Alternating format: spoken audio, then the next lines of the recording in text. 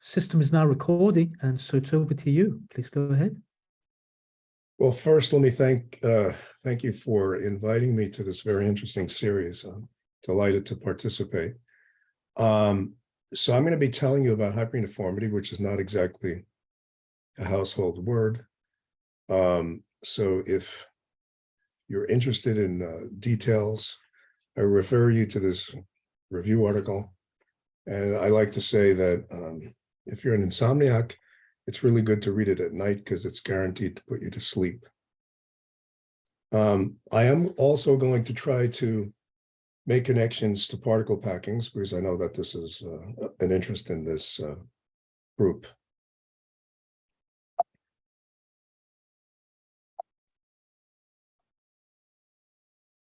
This always takes a little while to move. No mind. Okay. All right, so the way that I'm going to introduce the subject is to talk about our traditional notions of long-range order in terms of crystals and quasicrystals. So in the case of crystals, we have long-range periodic translational order and long-range orientational order. And then quasicrystals came along and taught us how to generalize that concept of long-range order because they possess long-range quasi-periodic translational order and long-range orientational order that is prohibited crystallographically. And Sheckman got the Nobel Prize for it for experimentation, and Levine and Steinhardt laid the theoretical foundation for quasicrystals. Here I'm showing diffraction patterns. This is the case of a crystal, and the type of long-range order is very apparent that I just described here. And in the case of quasicrystals, the interesting thing about the quasicrystals is you do have tenfold symmetry, which is prohibited crystallographically. But the other point I want to make is that the Bragg peaks, the bright spots, are actually dense in the infinite system limit. So if you find two Bragg peaks, you'll always be able to find another one in between. And if between those two, another one in between, and so on and so forth. Okay. So it turns out that hyperuniformity generalizes these established notions of long-range order to include special exotic disorder types. And hyperuniformity also forces us to rethink what we mean by disorder. And of course, when we say that, we have to actually talk about what length scales are you talking about when you say something is disordered or ordered. You really have to talk about the length scales that are involved. Okay, so this started out as a very modest paper with Frank Stillinger 2 decades ago. We were asking very basic questions about point configurations, right? So say just atoms or molecules, the centroids of molecules. And we imagine that we have an infinite set of points in d-dimensional Euclidean space. Primarily, I'll be focusing on Euclidean space.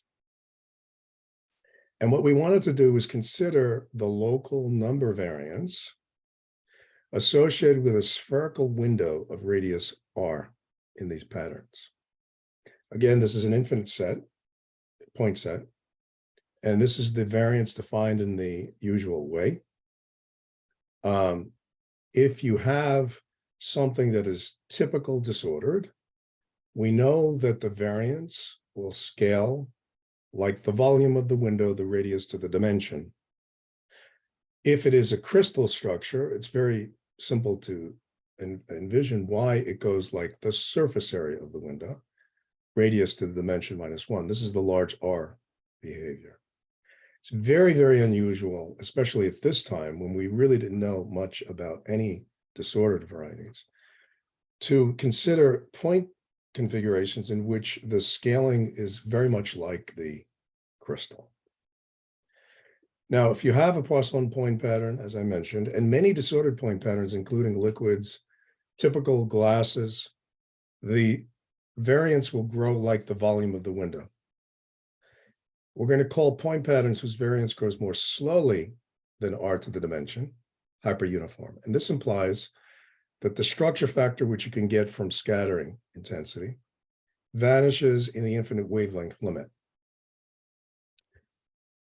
All perfect crystals and many perfect quasicrystals have the scaling r to the dimension -1. This is pretty obvious in the case of a crystal because nothing much is happening in the bulk. The fluctuations are concentrated in the interface.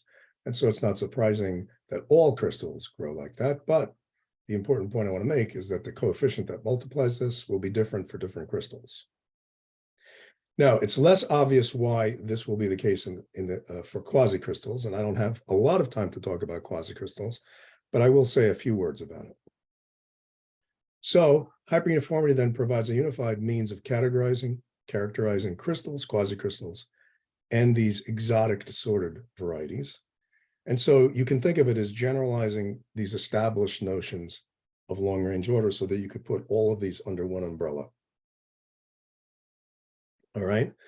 Now let's talk about the disordered variety. You can think of them as new ideal states of disordered matter in that they behave more like crystals or quasicrystals in the way they suppress large-scale density fluctuations, and yet are also like liquids and gases since they're statistically isotropic structures with no Bragg peaks. They can exist as both equilibrium and non-equilibrium phases. They come in quantum mechanical and classical varieties, and are endowed with unique bulk physical properties. The existence of disordered hyperuniform states forces us to really rethink what we mean by disorder and on what length scales. And here I'm going to just give you a very partial list of these exotic correlated disorder is kind of a phrase that people like to throw around a lot. Certainly, disordered hyperuniform states are a very special type of correlated disorder system, and they arise in myriads of contexts: classical equilibrium liquids and ground states, classical non-equilibrium systems, quantum systems, sphere packings, random matrices, dynamical systems in quantum chaos, number theory, biological systems, novel materials, large-scale structure of the universe. Believe it or not, this is something that I have done with a colleague, Oliver Philcox, who's an astrophysicist. This is very recent work in PRX, which I'm not going to say anything about. But interestingly enough, the large-scale structure of the universe exhibits hyperuniformity. Okay. Pair statistics in direct and Fourier spaces.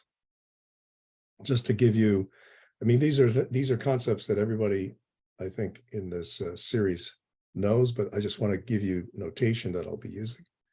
If you have a statistically homogeneous point process at number density rho, G2 is the standard pair correlation function. The non-negative structure factor, S of K, is related to the Fourier transform of this. In particular, you'd subtract 1 from G2.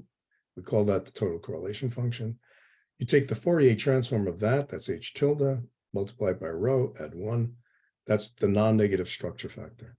So just to give you some examples of the plots of these pair statistics, in the case of Poisson distribution, you have 1 for all R for G2. Similarly, for S of K, 1 for all K.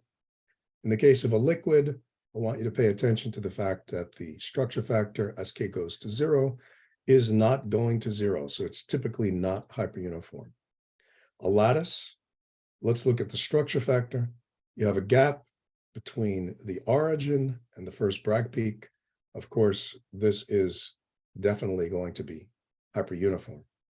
In the case of a quasicrystal, you have these dense Bragg peaks. This, as I said to you, is not so obviously, it's not so obvious that these should be hyperuniform, but they are. And in the case of a disordered hyperuniform system, I want you to pay attention to the fact, and this is an actual system, that the structure factor, and this is an exact result, this is not based on simulations, that the structure factor in this particular case is going to 0 linearly with K, as K goes to 0. Okay, now let's talk about an ensemble average formulation. You can relate the number variance exactly to the pair statistics. So the variance that I described earlier is obtained solely by the density, from the density and the pair statistics. So you see H, you see alpha 2, which is a purely geometric window quantity. It is the scaled intersection volume of two windows. So you have two spherical windows, and the volume common, separated by distance little r, divided by the volume of a sphere. So if you plot this function versus little r, scaled by 2r, it's maximum at the origin, and then it cuts off at 2 times capital R. And this is the function in the first 5 space dimensions. You can write this down in any dimension. Okay. Now, if you have certain behavior of the tail of H, then there's a certain class of behavior, that asymptotic behavior you can get. And it turns out this is under this condition that I'm not going to describe right now. You get this kind of asymptotic behavior for large R. And you can see that there is this volume term. I'm going to call this the volume term because it's R to the dimension. The coefficient is the volume coefficient. Here's the surface area term. The coefficient is the surface area coefficient. A is nothing more than the structure factor at the origin. B is just a higher order moment of H relative to this. So that means if you have hyperuniformity, A is 0, no volume coefficient. B is non-negative. And in direct space, you immediately have from this, the sum rule, that rho times the volume integral of H is -1. So that's how you could get, how you determine whether or not from direct space information you're hyperuniform. We're going to see that you can have other scalings between R to the dimension -1 and R to the D. More recently, we actually studied the higher order moments, the full distribution associated with number fluctuations for both, for many different hyperuniform and non-hyperuniform models. Okay, now hyperuniformity is really a certain type of an inverted critical phenomenon. We identified this in the paper with Frank Stillinger 2 decades ago. Now, even if you don't know what the Ornstein-Zernicke equation is, you can take the definition of this quantity that I call C tilde, which is in direct space called the direct correlation function. This is the Ornstein-Zernicke equation definition of C tilde, okay, in terms of H tilde. Now, if you have a hyperuniform system, okay, it means that, remember, according to the sum rule, at k is equal to 0, the denominator has to blow up, okay? H tilde of k0 equal to k0 is minus rho, which means that this blows up. It goes to -infinity. And therefore, at the critical reduced density, in other words, when you're at a hyperuniform state, H of R is short-ranged and C of R is long-ranged. This is exactly the opposite of what you get with a typical thermal critical point, like a liquid gas or a magnetic critical point, where exactly the opposite happens. And so you actually have then your own, hyperuniform states have their own critical exponents. And this is what the scaling laws look like in direct space for large R, or as k goes to 0 in Fourier space. Another point that I want to make is from statistical mechanics, if you happen to have a system that is at a hyperuniform state, you can show under mild conditions that the pair potential is directly related to minus C of R, the direct correlation function. And you can see from this expression, it's an inverse power law, which means that if you have an equilibrium system, the hyperuniform equilibrium system, that you have to have long-range interactions and what I'm going to call generalized Coulombic-like interactions. But very important point is if you have a system that's out of equilibrium, you don't need long-range interactions. And in fact, we're going to see that disordered jam states have that property. Okay, now let's go away from the ensemble setting and let's think about an extremely large single configuration that we're going to, in the end, think of as an ergodic system. And for a single, very, very large configuration, you can write down the same expression for the variance, except now you have a sum, whereas before you had an integral. And you have this pairwise sum involving alpha 2, that quantity that I mentioned earlier, the scaled intersection volume. Well, here you can see from statistical mechanics that this can be viewed as a pair potential, a pairwise potential. And therefore, this alpha 2 is a repulsive pair potential with this cutoff. And if you want to find the global minimum for a particular R, it's equivalent to finding the ground state for this particular potential. So now you've changed the problem, which is purely geometric, talking about fluctuations in the number of points, to a ground state problem. If you have a large R, you can show that in the special case of hyperuniform systems, that generally you certainly get the surface area scaling, but you have a coefficient that generally will oscillate, and it will oscillate around some average value. And I'm going to take as an example the triangular lattice, and I'm showing you this lambda of R fluctuating around some very well-defined average value that I'm going to call lambda bar. Now we're going to end up seeing that this lambda bar is directly connected to a fundamental problem in number theory. So what we're going to do is we're going to use lambda bar as a way of rank ordering hyperuniform systems in particular classes. So let's begin with one dimension. This is the definition of lambda bar. And we're going to use lambda bar to quantify the suppression of large-scale density fluctuations for hyperuniform systems. Okay, so this is lambda bar. And I'm showing a few different patterns here. And you can prove, and this was done in that paper with Frank, that the integer lattice, you can prove this, is the winner. It is the one that minimizes lambda bar among all one-dimensional patterns with the same density. Then you have in the middle, I'd like to bring your attention to the Fibonacci chain, which is a one-dimensional quasicrystal, okay? And that we showed in this paper here with Zachary. And then you have disordered systems. Now, we could list many more examples here. I probably do that in the review article, since this was presented here. The other point I want to make in terms of quasicrystals, as I said, quasicrystals are much more subtle. If you want to know more about hyperuniformity in 1D quasicrystals, I recommend that you look at this article with Erdal Oguz, Josh Sogalar, and Paul Steinhardt. And then there's other work by mathematicians. Sal, can I ask you a question? Sure, absolutely. So the reason lambda bar is meaningful was shown in the previous slide. It's because for large R, you said sigma oscillate, that value lambda Yes. of R oscillates.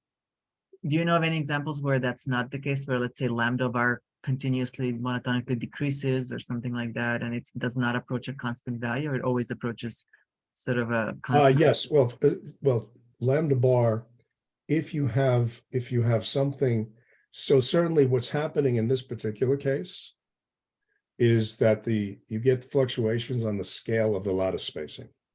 Right. Okay. Mm-hmm. And if you take typical disordered systems that now we call them typical hyperuniform disordered systems, you can find examples of disordered media where you don't see those kinds of oscillations.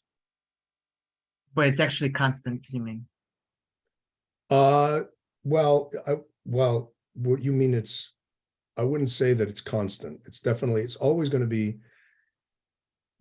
So yeah, basically constant. I would say, yeah, if we're talking about lambda bar, yes. Mm-hmm. That's right. Thanks. Okay, so let's go to 2D. So 2D, what is the winner? The triangular lattice is the winner. Has that been proved? No, but everybody believes it to be true. And you see square lattice, honeycomb lattice, Kagame lattice. Penrose is in the middle. And then you have like the one component plasma, which I probably won't have any time to talk about. Anyway, again, more work has been done on quasicrystals in this paper, if you're interested in quasicrystals. Now, audience participation time. Who wants to guess the winner in 3 dimensions? Remember, in 1 dimension, integer lattice, 2 dimensions, triangular lattice, 3 dimensions, what? Any guesses?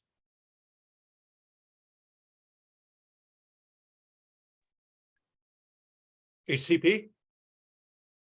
Not bad. Okay, turns out, kind of a trick question, okay, admittedly, because you might be forced to think that it should be FCC, right? Because that would be the densest sphere packing. Because in the case of 1 and 2 dimensions, that would be the case. Turns out it's BCC, and there are good reasons for it.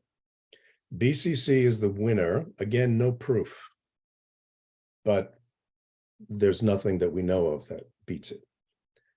It beats FCC, then comes HCP, simple cubic, diamond, Wurtzite, and then you start getting some disordered systems. We actually did calculations in higher dimensions for different, yes. Are things like step plus delta function or step function G2, is that actually a realizable point pattern? Do you know how? Yeah, recently, that's a great question. That's a great question. Recently, we've shown, to the extent that we can determine it, it is realizable in 2 dimensions up to the terminal density and 3 and higher dimensions. In 1 dimension, it's close for all densities. Okay, thanks. Sure. Now I'm going to tell you, I just want to make contact with the Epstein zeta function, which is a generalization of the Riemann zeta function. So we know that every lattice with a lattice vector P has a dual or reciprocal lattice, we'll call it L star, in which the sites of the lattice are specified by the dual reciprocal lattice vector, such that this is true.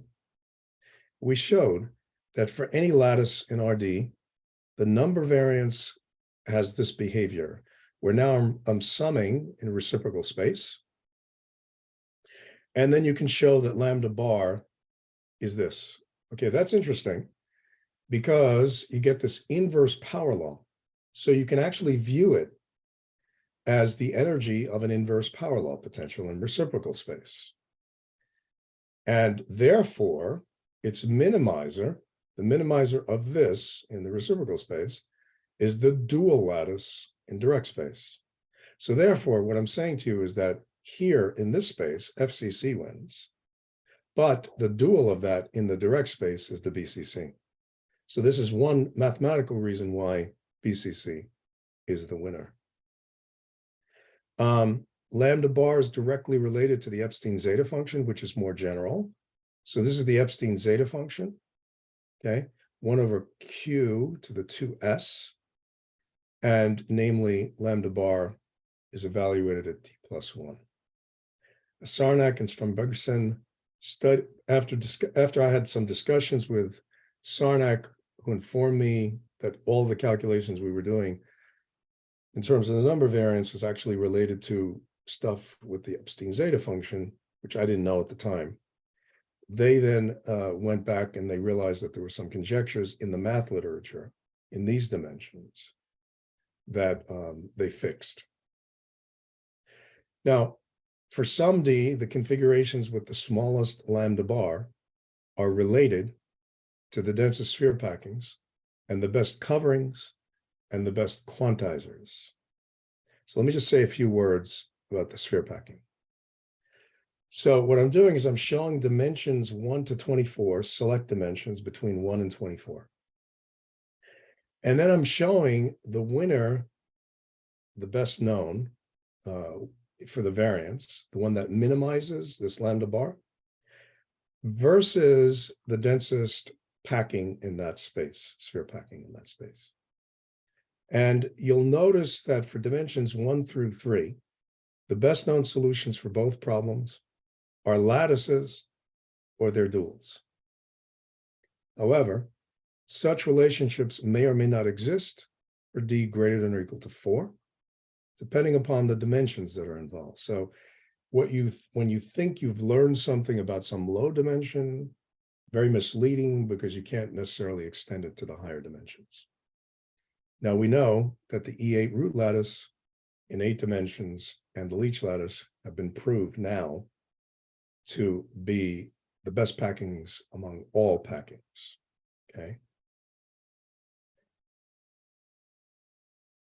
I do want to say something about disordered packings possibly winning in high enough dimensions, and give you a reason why lattice packings are almost surely absolutely bad packings if you go to high enough dimensions. So lattice packings are going to be what I'm going to call very holy, very high dimensions. For example, take the hypercubic lattice packing. Okay, and I'm taking a radius of one. I'm illustrating this in 2 dimensions, but I'm going to show you what such a packing looks like pictorially in higher dimensions. Okay, that distance there is the square root of d minus 1. So in very, very high dimensions, this is going to look more and more like a cross, okay, an n-dimensional cross, where that this distance is always going to be d square root of d minus 1. So already in dimension 4, you can add another particle. Okay, what is that? Well, that's actually d4. That's the densest packing.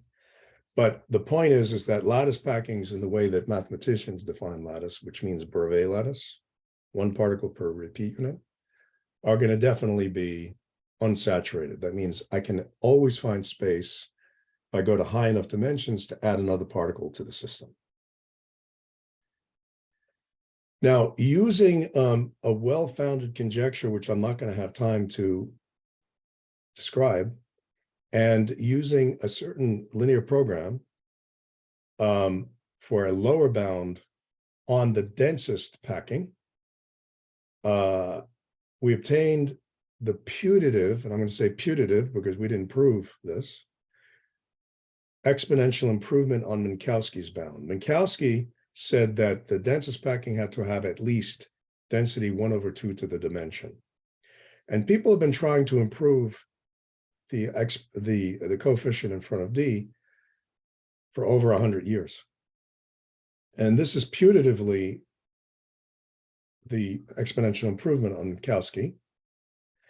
And we can show, for example, that they're the best candidates for packings that you can find in Conway and Sloan. This quickly surpasses what they tabulate, I think, in something like dimension 56. The other point I want to make is that, unbeknownst to us, that this LP bound formulation is actually the dual to the Cohn-Elke's upper bound, which was used by these individuals to actually prove. So Cohn and Elke's actually came to something like 10 to the minus 30 for both the Leech lattice and the E8 root lattice. And they could get it arbitrarily very, very small, but could not squeeze out the gap to be 0. And that's what these papers are about. But unbeknownst to us, what we used as an LP lower bound is exactly dual to their upper bound. Can I ask a question, Sal? Sure. Maybe you said it. What's this well-founded conjecture that you're using here? The well-founded conjecture is that if you have a pair correlation function that corresponds to something that's disordered, which means it's going to go to 0 sufficiently rapidly, that the system, if you have unconstrained correlations, that the correlations that exist in low dimensions will quickly vanish as the dimension becomes large. And actually so one of the things that I could say, since Alex asked that good question, maybe I could just say this. If you take the step function, G2, that you asked about earlier, you can actually show that you get from this LP lower bound, you get 1/2 to the D, which is exactly Minkowski. But we're using a disordered sphere packing. pair correlation function, not his assumption of lattices, right? So we're covering Minkowski, but for disordered systems. If you then use something that's a little more sophisticated than that, you recover Ball's bound, which has a linear improvement of d over 2 to the d. So anytime you apply the bounds and you apply that conjecture, you, at least in the less sophisticated test functions, you get exactly the rigorous bounds, but devised for lattices. Yeah.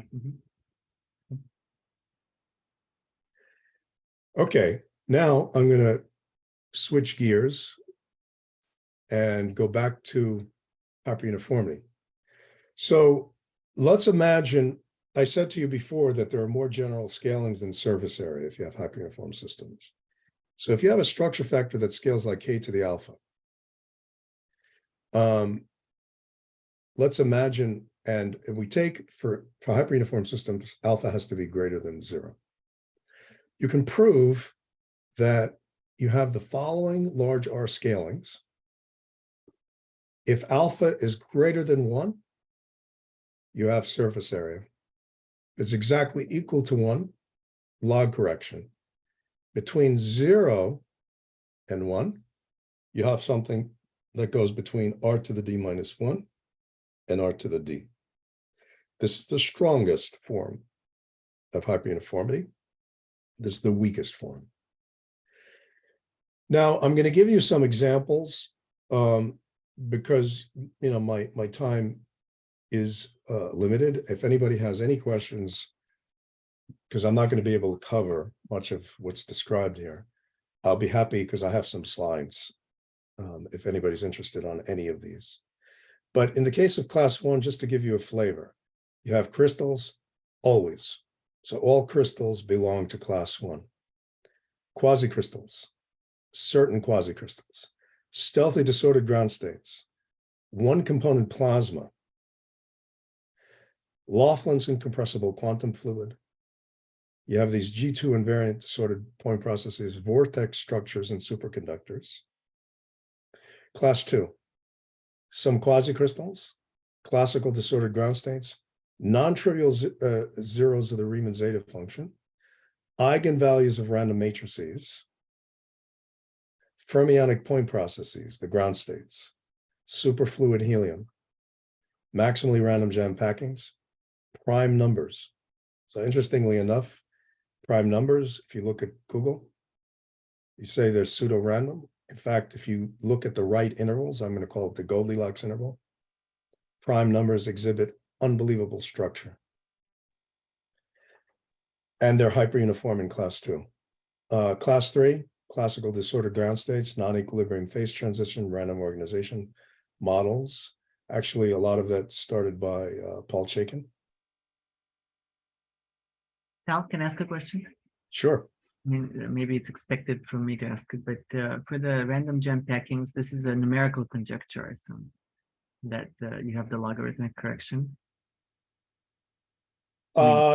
That's right. And there's something to be exactly. We don't have, there's no theoretical argument right now that would say that, but there are some developments. I'm going to actually say something about that too. Can you give me an example of a classical disordered ground state in the class 3? You know, an Oh yeah, absolutely. I'm going to tell you about it in a little while. Okay. Sorry, can I also ask a question? You list quasicrystals both in class 1 and class 2. Can you give us an example of one that belongs to either? Just to get a feel for what's the difference in those quasicrystals that belong to different classes. Well, that's a really complicated question. I'm not going to be able to answer it now because you can do substitution rules. Yes. Are you familiar with quasicrystals? Yes. Yes. Yes. And it turns out that different types of substitution rules will lead to class 2. And in fact, certain substitution rules, which I'm going to say something about in a second because I haven't gotten to it, can actually be anti-hyperuniform. So it's hard to answer the question, you know, without giving you a lot of detail. Okay, and I have another one. Maybe I should leave it for the end. But I was wondering all the time, where do fractals fit? Because Good. No, I'm going to answer that right now. okay, good. In So actually thank you. 30 seconds. Okay. You're Wow. anticipating what I'm going to say. Okay. Well, looking forward. So what I'm going to say is, let's talk about general non-hyperuniform scalings. All right. So the boring type, I'm going to call the typical non-hyperuniform type. You can think of alpha is equal to 0. In other words, the structure factor is bounded as k goes to 0, right? And anytime you have that, you have volume scaling. So this is what I'm going to call the boring non-hyperuniform. The one you're talking about, I'm going to call anti-hyperuniform, which means that in this case, alpha can take negative values up to -d. Now, what that means is that the structure factor is actually diverging as k goes to 0. That's exactly the opposite of hyperuniformity, in which the structure factor is going to 0. What are examples? Any system that has a critical point, okay, but fractals definitely would fall in that category. Interesting. So the point is that when you think about hyperuniformity, and this is something that I really want to emphasize, because people will say, well, you know, you never have perfect hyperuniformity. Well, you never have a perfect crystal, right? Show me a perfect infinite crystal. You always have defects. It doesn't mean you don't want to study it. That's number one. Number two is that as you approach a hyperuniform state, you do get scaling regimes, okay, where the scaling behavior, if you plot the number variance, shows exactly the hyperuniform scaling. So over certain length scales, you get hyperuniformity. And if you go large enough, then it goes to non-hyperuniform. And the closer you are to a hyperuniform state, the larger the scaling regime will be where you see the hyperuniform scaling. So I think that's a very important point to make. Okay.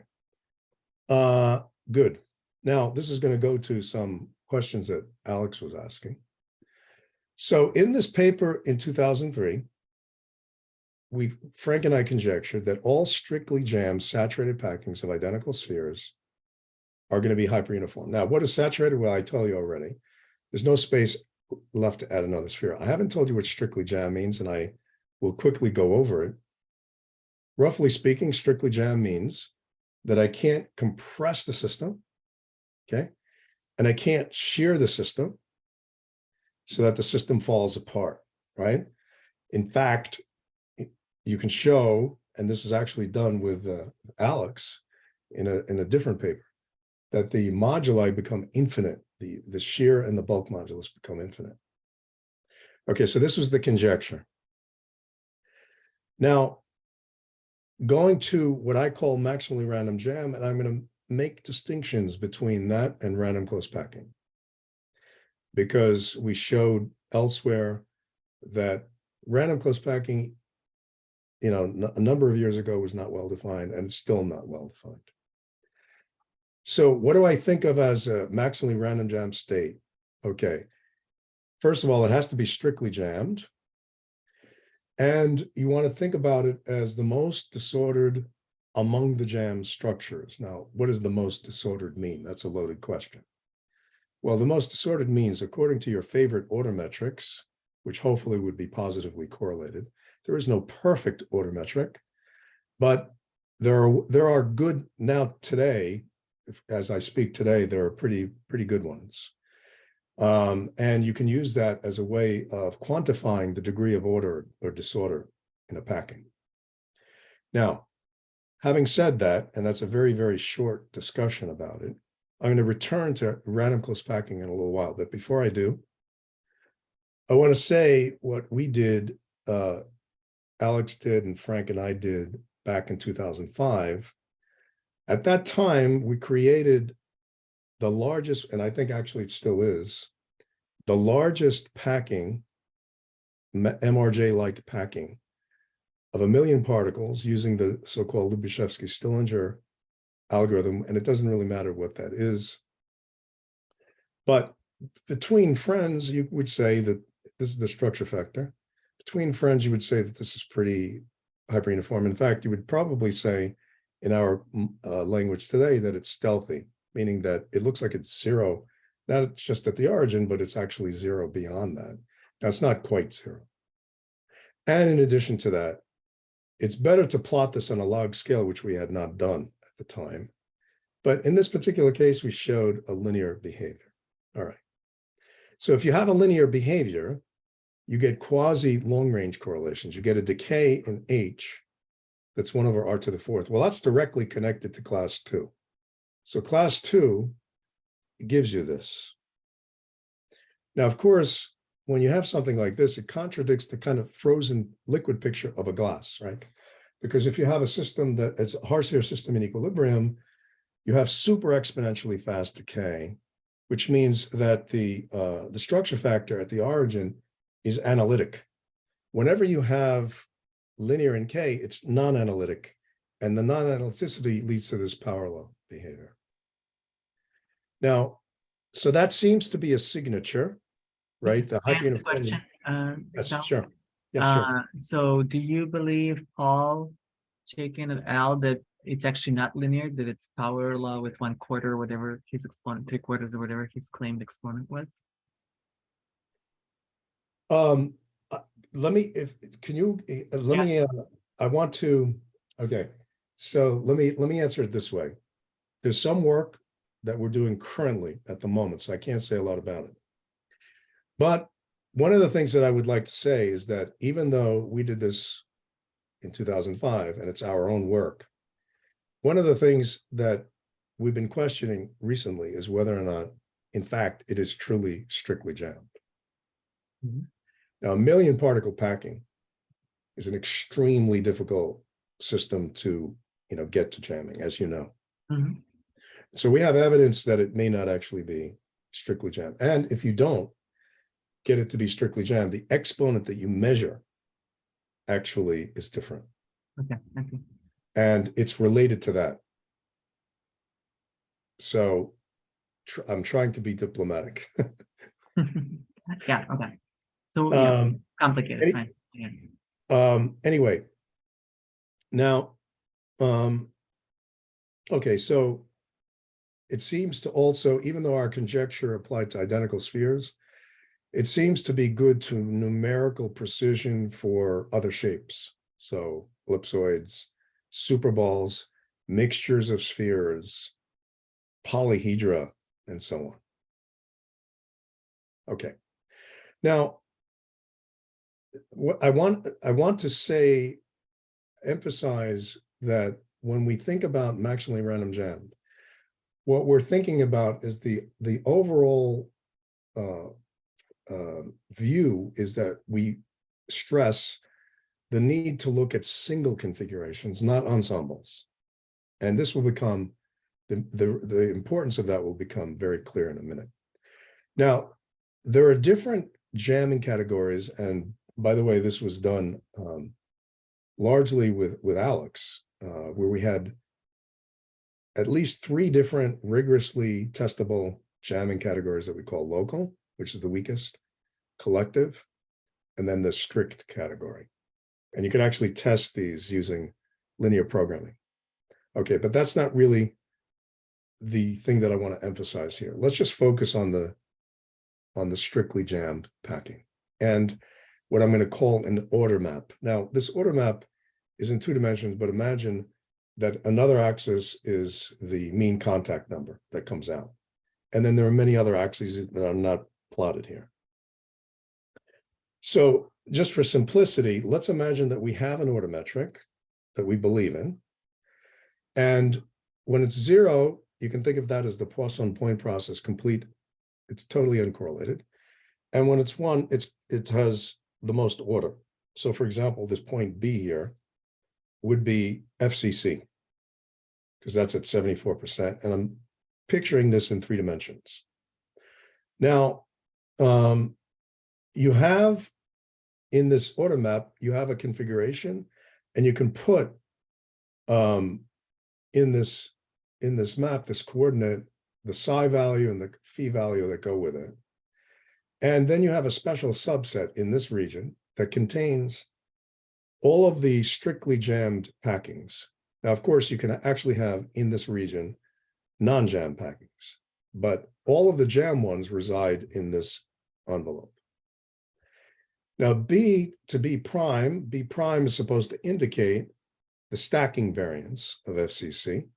And if you have the stacking variance of FCC, you can think about the most disordered one being B prime. On the left-hand side, you have what we call tunneled crystals. So with Frank, we showed that you can actually make infinite rows of vacancies separated by distance the square root of 3 apart that permeate the FCC lattice. And this is actually a ball-bearing realization of it that we, I'm not an experimentalist, and neither is Frank. This is the extent of our experimental capability. Anyway, the point is that A point here is here, okay? This is A prime. Now you have MRJ. MRJ is very obvious, right? It's the lowest point in this set. So that's the most disordered jam packing. And what that means is if you want to go to the right, you have to increase the order, okay? And we actually have shown that. If you want to go to the left, you can go to the left, but you also have to increase the order. And we have shown that numerically. Now, what is interesting is that the mean contact number here, if it's a perfect packing, is isostatic, which means it's 6 in the infinite system limit. So 6, and if you go along this curve, you end up going to 7. Well, that makes sense, because as you go along this, you have to increase, because of the amount of, you have to increase the order.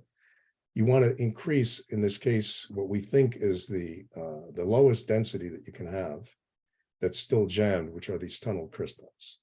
So that has 7 exactly. And then, of course, FCC and the stacking variance have 12. The other point I want to make is that ideal MRJ states have to be rattler-free. And it's extremely difficult on a computer with typical protocols and even more sophisticated protocols to create rattler-free disordered jam states. So, for example, when Alex and I were doing those simulations, roughly speaking, we have something like 3% rattlers. Now, after that, we developed a linear programming packing algorithm. And in that case, we can produce 1.5% rattlers, so 50% less, but still not 0. So ideally, the MRJ state really needs to be rattler-free. So that's a challenge for anybody out there who wants to make an algorithm. You want to make an algorithm in which you can create isostatic packings that have no rattlers. Now, let's go to RCP. As I said to you, originally, Bernal primarily was the advocate of this, and people picked up on this. So this is a while ago. Random close packing state corresponds to the maximal density that a large collection of random spheres can attain. Well, that has problems. What do you mean by random? What do you mean by close packed? Right? Close packed, you think of maximally coordinated. More modern supporters of the RCP concept have attempted to salvage it by identifying the most probable jam packing as the most disordered. Okay, well, that's very problematic if you think about 2 dimensions. So in 2 dimensions, standard protocols produce jam 2D monodispersed disk packings that are highly crystalline with a packing fraction of about 88%.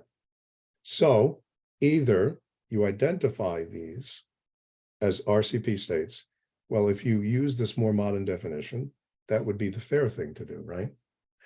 But some would argue that because it's not disordered by I, that somehow you should not count 2 dimensions for RCP. In other words, it's not defined in 2 dimensions, which I think is not good either. Because you can have degrees of polydispersity that are not large, right?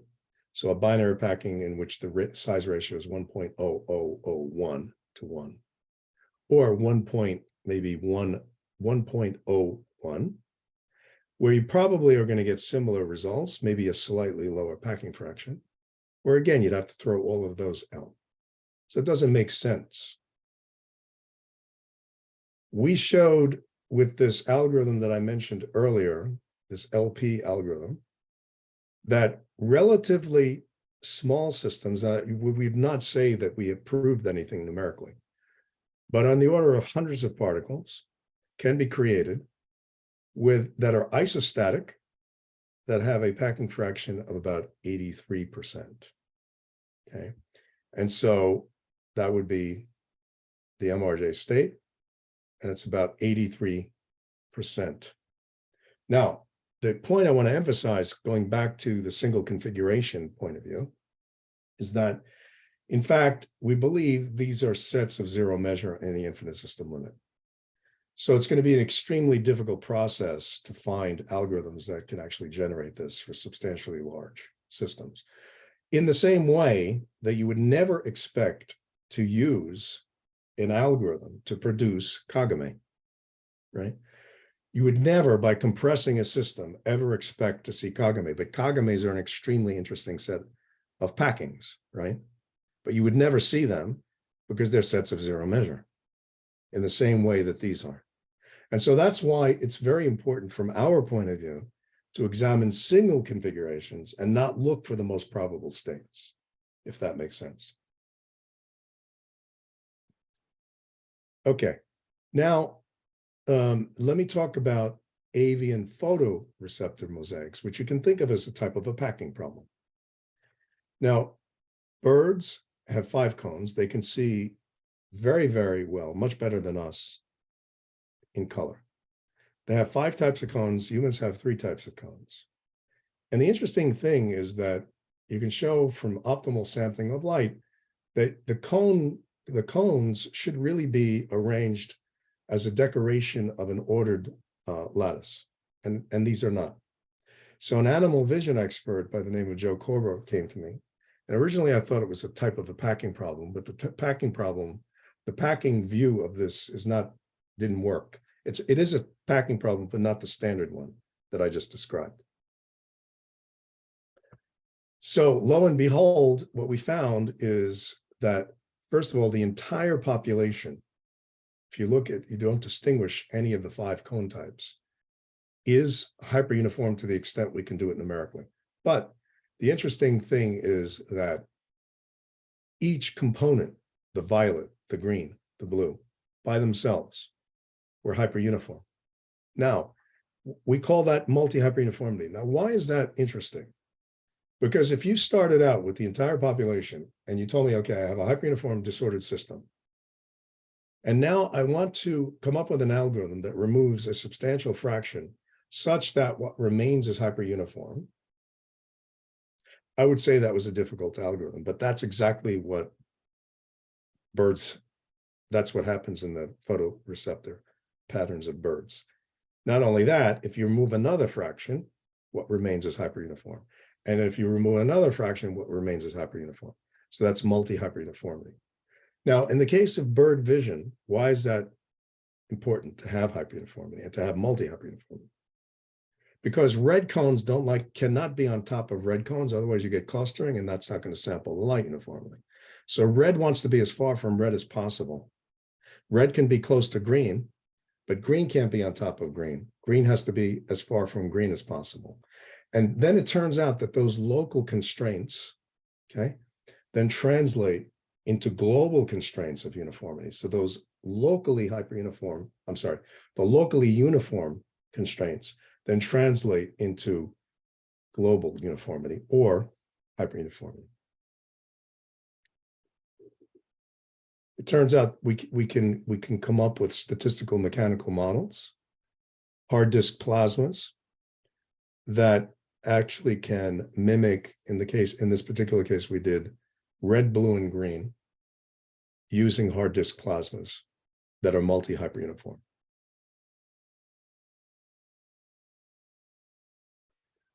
Okay, now I want to move to classical disordered stealthy hyperuniform ground states. So normally when we think of a ground state, we think of it as being periodic, right? You take, say, something like Leonard-Jones, you cool it to absolute zero, and you will get something that's like an HCP packing. But can you come up with non-trivial interactions that give you something that is actually disordered? And that's what I'm going to be talking about now. So it's in these papers with my former students, Obiama Uche and Bob Batten and Frank. And so we use what we call collective coordinate optimization procedure. You consider n particles in a fundamental cell. You put them in the fundamental cell, and you have a pair potential that is bounded, and it has a Fourier transform. Now, under this setting, the total potential energy, well, can be written as a sum of pairwise terms, as it normally can. But because it's under periodic boundary conditions, and then I can express it in Fourier space like this. So I can say then that it's a sum involving V tilde, which is the Fourier transform, times a structure factor, plus a constant that is independent of the structure. So that means I'm going to apply a very simple trick. Noting this form, I'm going to assume not the pair potential in direct space, I'm going to assume the Fourier transform to be positive, and I'm going to show a step function, up to some capital K, and then zero otherwise. Okay, so if I start out with points in a box initially, and then I move them around using a optimization technique such that at the end, the structure factor is zero, where the Fourier transform is positive, then you can see because of the conflicting step functions, I've arrived at the ground state. Well, you might ask, can you do that? And the answer is, I'm going to tell you definitively yes. And I'll explain why in a second.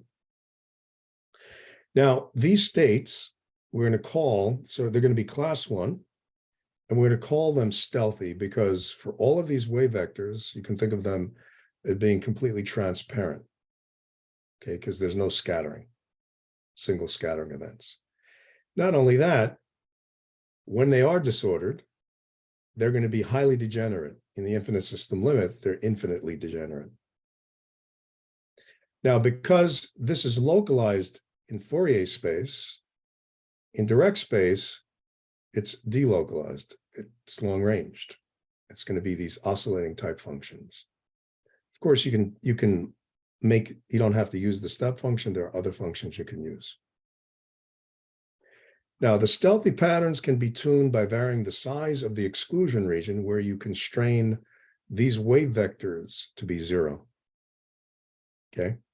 And that's going to be measured by a parameter chi, which is the ratio of the number of constrained degrees of freedom to the total number of degrees of freedom, which is basically D times N, okay? Now, I'm showing you a crystal diffraction pattern. The definition of hyperuniformity means you always exclude the forward scattering that's at the origin. And so if you look at this pattern, you see that there's a region around it, a circular region around it that's black, which means that there's no single scattering at all there. Now here is a stealthy pattern. Again, you exclude the forward scattering. And if I had just shown you this scattering pattern up to this black circle, you would have thought that it was a crystal. But then if you go beyond that constrained region, you see that it's diffuse. This is very, very weird. So you can see that this stealthy hyperuniform system has this really hybrid crystal liquid kind of nature. And because of that, we'll end up seeing that it has a lot of novel physical properties. Now you can write down a statistical mechanical theory for this, and I'm not going to have any time to talk about it. Let me just focus for the moment on numerics. And if you go between 0 and 0.5, you're going to be in the disordered regime for both 2D and 3D. If chi is small, you have short range, some short range order. But as you make chi bigger, meaning you're going to make the constrained region larger and larger, you end up not only getting hyperuniformity, but you end up getting much more short range order. Short range order increases as you increase chi. Both of these are hyperuniform. Yes. Sorry to cut in. I know you had some questions, but if you want more questions, which I'm sure people are waiting to ask, do you think you'll be able to come towards some sort of conclusion in the next few minutes? Yes, I think if I can just have 5 more minutes. Yeah, okay. Is that okay? Hey, that's fine. Because I've had a lot of questions throughout. Yeah, that's fine. Carry on. So the thing that I want to mention is that because of this, the nature of these kinds of increase of short range order, we want to be able to quantify the translational order, and a very natural one is to use the structure factor, subtract 1. 1 is the Poisson. You square it, you take the integral up to some cutoff, and then you can measure the translational order up for that range of wavelengths. Turns out if you're, as I said, you can be in the disordered regime or you can be in the crystal regime. If you're above a half, you undergo a phase transition to crystal phases.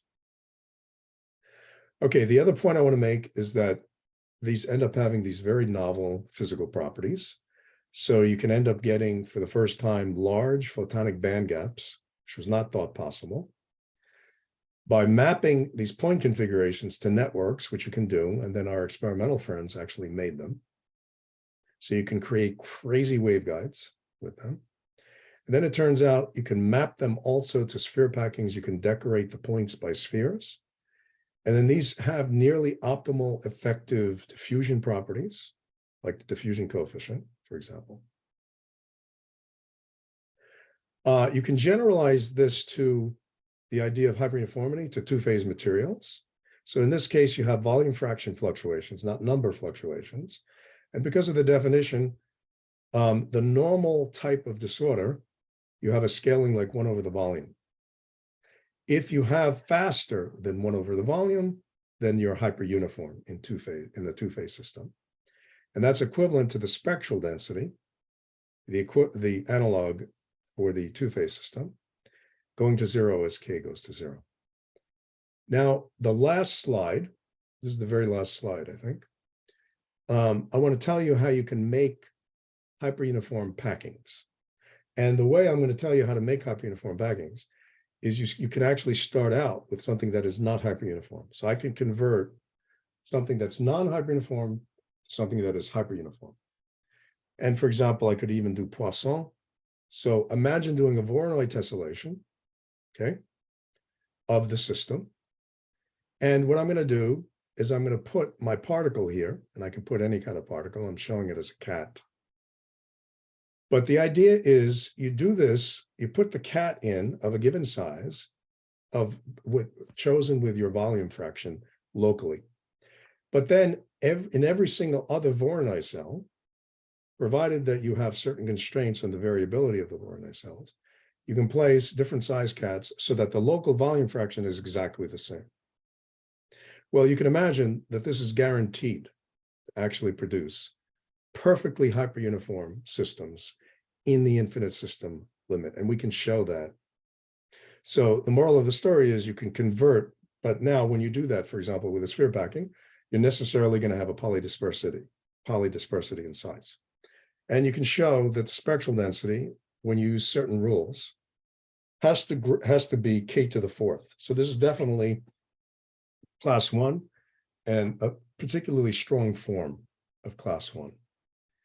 In addition to that, for those of you who know about Hashine-Strickman optimal structures from heterogeneous media theory, unbeknownst to me, and I worked in this area, it turns out we showed that these Hashine-Strickman structures, which are tessellations of space by spheres, okay, follows exactly this procedure that I just described here. You tessellate with spheres down to infinitesimally small.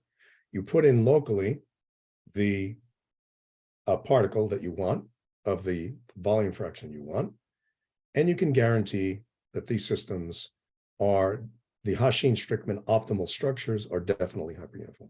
And then the other point I want to make is that if you want to make these designs in the lab, you could use various kinds of lithography and 3D printing techniques.